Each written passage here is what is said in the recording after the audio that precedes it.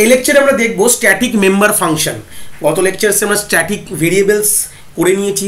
এবার আমরা পড়বো আমাদের আরেকটা জিনিস থাকে, যেহেতু আমরা স্ট্যাটিকের পুরো জিনিসটা জনারটা কভার করছি, তো সেই সূত্রে আমাদের স্ট্যাটিকের লাস্ট জনার থেকে যায় যে আমাদের নর্মালি তো আমরা স্ট্যাটিকের যখন আমরা পড়াশোনা করছিলাম স্ট্যাটিক ভেরিয়েবলের মধ্যে আমরা কিছু ইনস্ট্যান্স মেম্বার ফাংশনসও দেখেছিলাম, কিন্তু এই ক্ষেত্রে আমরা যেটা দেখবো যেটা আমাদের কিন্তু ক্লাসে আরেক রকম ফাংশন থাকে যেটা কিনা স্ট্যাটিক বলা হয়, যেটা স্ট্যাটিক মেম্বার ফাংশনের নামেও কিন্তু তারা পরিচিত।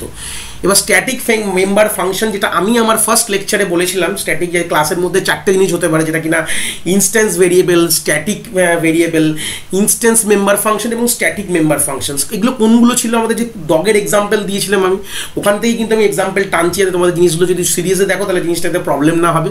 আমি বলেছিলাম যে ডগ কিভাবে খায়, মুখ দিয়ে খায় বলেছিলাম, তারা এক্সক্রিশন কী করে করে, তারা পটি বা টয়লেট কী করে, তাদের কিন্তু ওয়েস্ট, এগুলো হচ্ছে তাদের behaviour. Function means a behaviour, property মানে তাদের প্রপার্টিজ কী আছে, এগুলো কিন্তু ক্লিয়ারিটি আমাদের থাকতে হবে।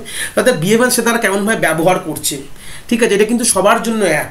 যেই ব্যবহারগুলো পুরো ক্লাসের জন্য সেম থাকে, একটা ডগের সব কিছু যেই জিনিসটা কমন, সব ডগ একইভাবে করে, ঠিক আছে। যেরকম চার পায়ে হাঁটে যদি বলি, হাঁটা দৌড়ায় কীভাবে, হাউ দে রান যদি বলে কোনো ফাংশন বানাই, তাহলে তারা কীভাবে দৌড়ায়, চার পায়ে দৌড়ায়।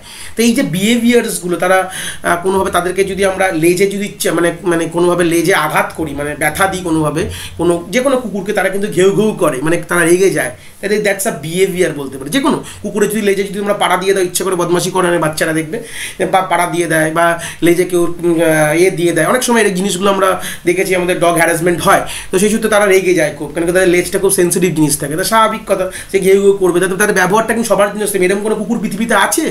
এরকম কোনো কুকুর পৃথিবীতে নেই যাতে তার লেজে যদি তুমি কোনোভাবে ব্যথা দাও বা পাড়া দিয়ে দাও বা অন্য কিছু করো, তাহলে সে তারা কিছু করবে না, বা তারা চুপচাপ থাকবে, এরকম কিন্তু নেই। যেটা কুকুর হোক, বিড়াল হোক, সবার জন্য কিন্তু সেম।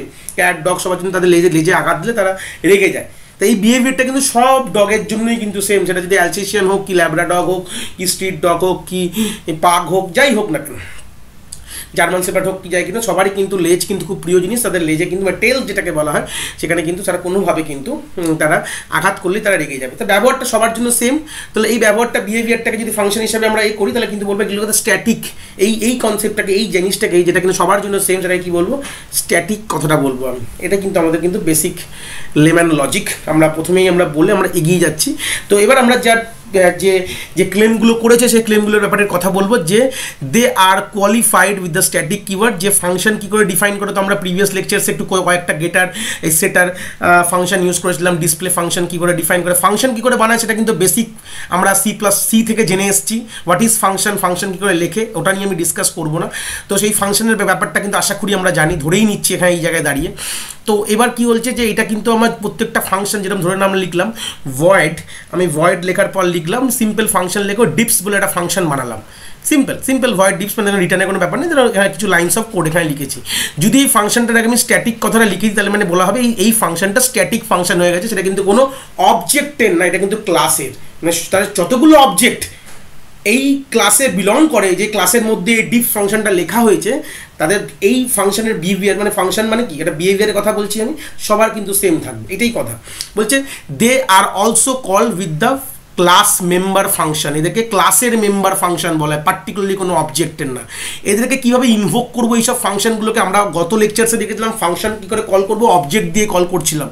মনে করে দেখো, আমরা SVM এর আমরা অবজেক্ট A1 বানিয়েছিলাম, তো A1 দিয়ে লিখেছি A1 ডট ডিসপ্লে লিখেছিলাম, সেট ব্যালেন্স লিখেছিলাম, মনে পড়ছে হয়তো, আমাদের লাস্ট লেকচার দেখে আসলে বুঝতে পারবো, বা এই লেকচারেও আমরা একটু ওটা ওই এক্সাম্পলের এক্সটেনশন ভার্সন করছি, তাহলে ওটা একটু ক্লিয়ার হয়ে যাবে যদি যারা এখন না দেখে এসছো। তো এখানে আমরা এইভাবে লিখতাম, মানে অবজেক্ট দিয়ে কল করতাম। যে কোনো ইনস্ট্যান্স মেম্বার ফাংশনকে কল করতে গেলে আমাদের অবজেক্ট দিয়েই কল করতে হয়। কিন্তু যদি আমাদের স্ট্যাটিক কোনো, আমরা যদি এই ডিপস বলে কোনো আমরা ফাংশন বানাই, তাহলে সেই যে যেটা যদি স্ট্যাটিক হয়, তাহলে সেই ফাংশনটাকে আমরা অবজেক্ট দিয়ে বা না দিয়ে, মানে অবজেক্ট দিয়েও কল করলে চলবে বা না দিয়েও কল করলে চলবে, কোনো অসুবিধা নেই। কিন্তু কল কীভাবে করতে, না দিয়ে যদি কল করি, আমাদের ক্লাসের নাম দিয়ে কল করতে হবে, ঠিক আছে। আমরা যদি কোনো স্ট্যাটিক যে মেম্বার বলতে ফাংশন, সেটাকে আমরা কিভাবে কল করতে পারি, যদি আমাদের অবজেক্ট না থাকে, তাহলে আমরা ক্লাসের নাম দিয়ে, যেরকম আমাদের আগেরটা ছিল SVM, ধরে না আমি যদি কল করতাম, আমি যদি লিখতাম SVM এর মধ্যেই যদি এই ডিপস ফাংশনটাকে লিখতাম, তাহলে লিখতাম SVM ডট ডিপস, এইভাবে জিনিসটা কিন্তু আমরা লিখতাম, আর কিছুই না।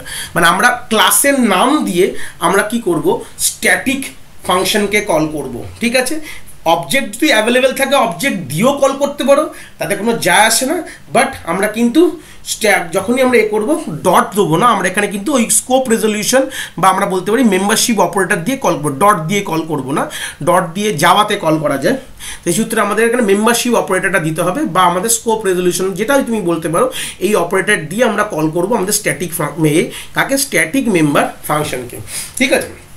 চলে আসি এবার এটারই একটুখানি এই ক্লেমগুলো একটু দেখে নিই, এই ক্লেমগুলো আদৌ কীরকম ঠিকঠাক আছে কিনা, তো একটু প্র্যাকটিক্যালি দেখে নেবো। চলে আসি, প্র্যাকটিক্যাল একটা কোড আমাদের রেডি আছে, আমাদের স্ট্যাটিক মেম্বার ফাংশন, এটা একটু হাওয়া করে আমরা একটু বলে বুঝে নেবো।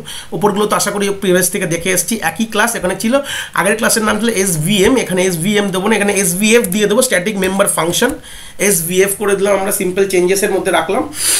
আর কি করলাম, দুটো ভেরিয়েবল করেছিলাম, একটা হচ্ছে ইনস্ট্যান্স মেম্বার ভেরিয়েবল ব্যালেন্স বলে, একটা হচ্ছে স্ট্যাটিক ইন্ট ROI, মানে কি না এটা স্ট্যাটিক মেম্বার ভেরিয়েবল।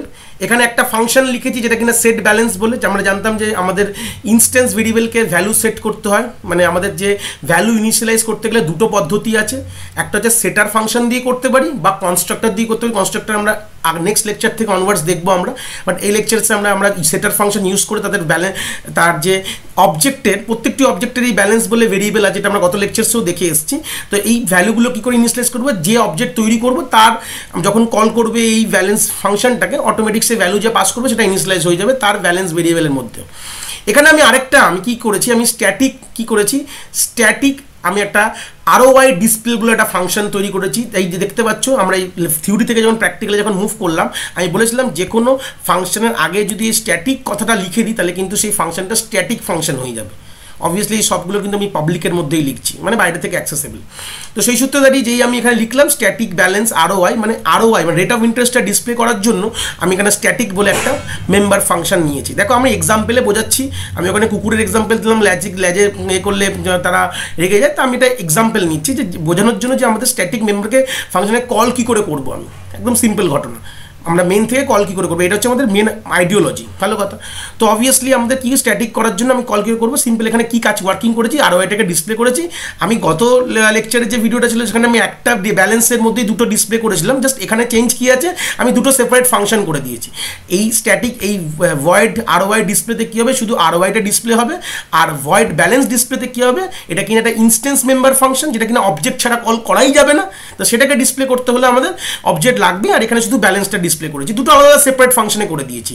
আর এটা আমি জানি অবভিয়াসলি আমার প্রিভিয়াস লেকচার থেকে এখানে যদি আসি, তাহলে আমাদের ROIটা কিন্তু স্ট্যাটিক ভেরিয়েবল, এটাকে আমাকে ইনিশিয়ালাইজ করার জন্য ক্লাসের বাইরে কি করতে হবে, ইন্ট প্রথমে ডেটা টাইপ দেবো, তারপরে ক্লাসের নাম দেবো, আমি চেঞ্জ করেছিলাম SVF হবে, আর তারপরে আমাদের মেম্বারশিপ অপারেটর বা আমাদের স্কোপ রিলেশন অপারেটর, যে দুটোর একই নাম এটা, তো আমরা এটা দিয়ে আমরা কিন্তু তার ভ্যালুটাকে ইনিশিয়ালাইজ করতে পারি আউটসাইড দ্য ক্লাস। হয়ে গেল। আমি এখানে গিয়ে দুটো অবজেক্ট বানিয়েছি, যে একটা হচ্ছে SVM না SVF এর দুটো অবজেক্ট বানাবো, A1 আর A2। সিম্পল আমি ব্যালেন্স সেট করেছি আর ডিসপ্লে করেছি, কাকে কোন ফাংশনকে কল করেছি হচ্ছে আমাদের ইনস্ট্যান্স মেম্বার ফাংশন যেটা আছে, এই যে আমাদের ব্যালেন্স বলে, এটাকে কল করতে হলে কিন্তু আমাদের অবজেক্ট দিয়েই কল করতে হবে, এটা কিন্তু উইদাউট অবজেক্ট কল করা যাবে না। এগুলো কিন্তু অবজেক্ট ওয়াইজ ভ্যারি করে, যেটা বলেছিলাম কুকুর কীভাবে ডাকে, সাউন্ড অফ বার্কিং প্রত্যেকটা কুকুরের কিন্তু আলাদা, তাহলে প্রত্যেকটা কুকুর দিয়ে মানে আমাদের যখন আমরা বলবো বুলডগের সাউন্ড অফ বার্কিং আলাদা হবে, তো সেই সূত্রে এগুলো কিন্তু প্রত্যেকটি অবজেক্ট ওয়াইজ চেঞ্জ হচ্ছে। তাহলে অবভিয়াসলি যখন আমাদের A1 যে অবজেক্টটা যখন আমি ব্যালেন্স ডিসপ্লে কল করবো তখন কিন্তু এখানে 1000 এখানে ডিসপ্লে করবে, A2 যখন কল করবো তখন 5000, তাহলে প্রত্যেকটার জন্য আলাদা, প্রত্যেকটি আমাদের মেম্বারের মানে অবজেক্টের রেসপেক্টে কিন্তু এটা হচ্ছে ইনস্ট্যান্সের ফাংশন, ইনস্ট্যান্স মেম্বার ফাংশন, কিন্তু ওর জন্য আলাদা আলাদা হবে। মানে আমি আইডিয়াটা ওইভাবে বলেছিলাম, কিন্তু এখানে গল্পটা হচ্ছে ওই আইডিয়াটাকে ইমপ্লিমেন্ট করা হচ্ছে প্র্যাকটিক্যালি, যেখানে কিনা আমরা প্রত্যেকটি এটা কি ইনস্ট্যান্স মেম্বার ফাংশন, প্রত্যেকটি অবজেক্ট দিয়ে জিনিসটাকে আমি কল করছি। এই হচ্ছে বেসিক আইডিওলজি ছিল। এটাকে যদি আমি সিম্পল যদি রান করি করতে আমাদের কী দেবে দেখে নিই, চলে আসি।